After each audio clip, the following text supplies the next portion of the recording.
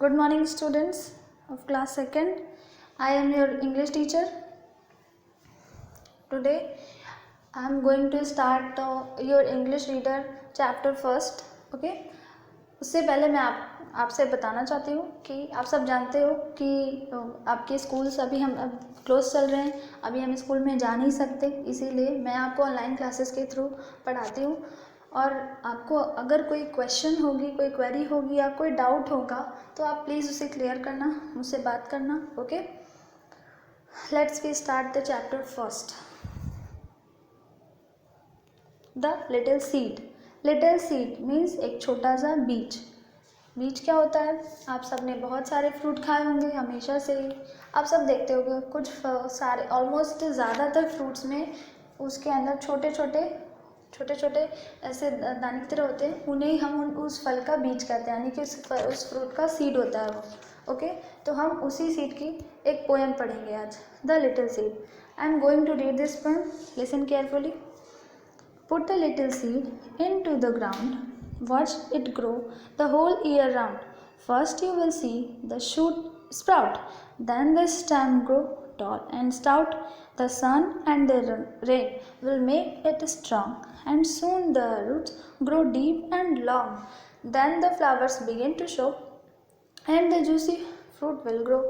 Let's enjoy the fruit that's grown from the little seed you have sown. Student, जैसा कि आप सबने सुना, अभी मैंने इस पूरी पोएम को रीड किया है। अब मैं इसकी वन लाइन रीड करूँगी और उसके साथ उसकी मीनिंग एक्सप्लेन करूँगी। Listen carefully. Put a little seed into the ground means एक छोटा सा किसी भी फ्रूट का आप सीड लो और उसे ग्राउंड में यानी कि मिट्टी के नीचे उसे दबाकर मिट्टी में थोड़ा सा यानी कि सॉइल में थोड़ा मैन्योर ऐड करो, वाटर ऐड करो और उसको उसी के नीचे दबा दो और उसकी आप अच्छे से केयर करो, उसको टाइम टू टाइम वाटर देते रहो और फिर watch it grow a whole year round. और आप एक साल के अंदर में उसको धीरे धीरे बढ़ते हुए देखते हो। First you will see the shoot sprout. सबसे पहले आप देखोगे कि वो जब मिट्टी से बाहर आना शुरू होता है तो एक हल्की सी स्टेम की तरह निकलती है उसमें से।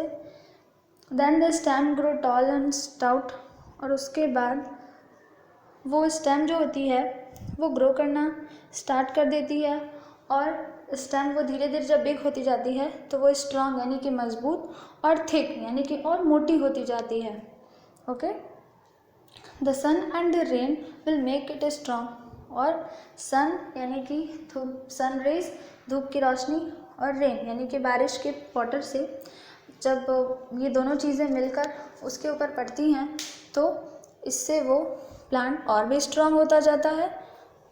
And soon the roots grow deep and long, और उसके थ्रू उसके रूट्स जो होती हैं उस प्लांट की वो मिट्टी के नीचे गहराइयों में, डीप मीन्स गहराई, मिट्टी के नीचे और भी ज़्यादा फैलती जाती हैं और बाहर से उस प्लांट को और भी ज़्यादा लॉन्ग यानी कि बिग बनाने में उसकी हेल्प करती हैं।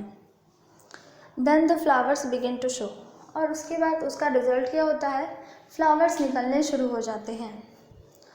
And the juicy fruit will grow, और उसके साथ साथ फ्रूट्स भी आने लगते हैं जो कि बहुत ही ज़्यादा जूसी यानी कि रसीले होते हैं। Let's enjoy the fruit that grown. उसके बाद हम उन्हीं फ्रूट्स को तोड़कर घर लाकर वॉश करके उसके बाद खाते हैं और हम उसमें क्या देखते हैं? उन्हीं फ्रूट्स के अंदर वही बीज हमें फिर से मिलता है। दैट मीन्स इस पूरी पोएम में आपने देखा कि एक सीड थी जिसको हमने मिट्टी के नीचे बोया और फिर जब हमने उसकी अच्छे से केयर की वो एक प्लांट में और उसके बाद एक ट्री में कन्वर्ट हुआ, और उसके बाद जब आपको फिर से उसी ट्री के फ्रूट मिले तो उसके अंदर भी वही बीज आपको मिला। दैट मीन्स एक सीड से आपको इतने सारे फ्रूट मिल सकते हैं अगर आप उसकी अच्छे से केयर करो तो। ओके, आप सब इस पोएम के नीचे देख सकते हो बेटा, इसके कुछ हार्ड वर्ड्स की मीनिंग दी हुई है। फर्स्ट वर्ड है शूट। शूट की मीनिंग है the part of a plant that comes up above the ground when it begin to grow. Shoot वो पार्ट होता है प्लांट का जो प्लांट को जब हम उसकी सीड को मिट्टी के अंदर रखते हैं और वो कुछ दिनों में एक मतलब धीरे धीरे निकलता है तो उसी पार्ट को हम शूट कहते हैं। सेकेंड है sprout, begin to grow. Sprout की मीनिंग होती है जब वो सीड मिट्टी से बाहर आकर ग्रो करने लगता है तो उसको हम स्प्राउट कहते हैं। स्टाउट, स्टाउट मीन्स होता है स्ट्रॉन्ग एंड थिक, यानी कि मजबूत, एंड थिक यानी कि मोटा। Shown see that was planted in the ground. तब हम देखते हैं, इसकी मीनिंग है कि हमने जो ग्राउंड के नीचे प्लांट किया था वो हमें दिख रहा है, वही सीड हमने फिर से देखा। Okay, come on the next page. Exercise 1 rapid fire. इसमें आप देख सकते हो टिक द करेक्ट आंसर जैसे क्वेश्चन दिए हुए हैं। Question number A, what does the poet ask us to put the little seed. इस क्वेश्चन में पूछा गया है कि पोएट कौन होते हैं, जो पोएम किसी भी पोएम को लिखते हैं वो उसके पोएट होते हैं। तो इस पोएम को जिन्होंने लिखा है वो इस पोएम के पोएट हैं। तो उन्होंने आपसे क्वेश्चन किया है कि इस लिटिल सीड को कहाँ रखा गया था, इनटू द ग्राउंड या फिर अंडर द टेबल। तो the correct answer is into the ground. B, what will sprout first from the little seed. जब सीड ने ग्रो करना स्टार्ट किया तो सबसे पहले उसमें से क्या स्प्राउट मीन्स क्या ग्रो करके उसमें से निकला, तो फर्स्ट है shoot. Option first is correct, shoot. C, what will make the plant grow strong. कौन सी चीज़ प्लांट को बहुत ज़्यादा स्ट्रॉन्ग बनाती है। ऑप्शन फर्स्ट है the sun and the rain, option second है द स्टार्स। तो the correct answer is the sun and the rain. Okay, exercise 1 is completed. Exercise 2 has the following picture in column A with the words in column B. बेटा इस exercise को आप सब अपनी copy में कैसे करोगे, ध्यान से सुनो। सबसे पहले कॉलम ए में जो पिक्चर्स दी हुई हैं A B C D E की, उसे अच्छे से ड्रॉ कर लो। आप जैसे भी ड्रॉ कर सको अच्छी बुरी ड्रॉ करो, ट्राई करो उसे अच्छा ड्रॉ करने की। और उसके सामने जो कॉलम बी के वर्ड्स लिखे हुए उसे मेंशन कर दो और उसके बाद उसे मैच कर देना। जैसे फ्लावर की पिक्चर है तो उसे फ्लावर से मैच करना, फ्रूट की पिक्चर है उसे फ्रूट से, क्लाउड्स विथ रेन है तो उसको रेन से मैच करना, और सन को सन से, एंड सीड को सीड से। Okay, exercise 2 is completed. Exercise 3, circle the rhyming words. इसमें आपको राइमिंग वर्ड्स जैसे कि एक साइड में आपको कुछ ए बी करके वर्ड लिखे हुए हैं एंड सेकंड में आपको ऑप्शन दिया हुआ है कौन सा उसका करेक्ट राइमिंग वर्ड है।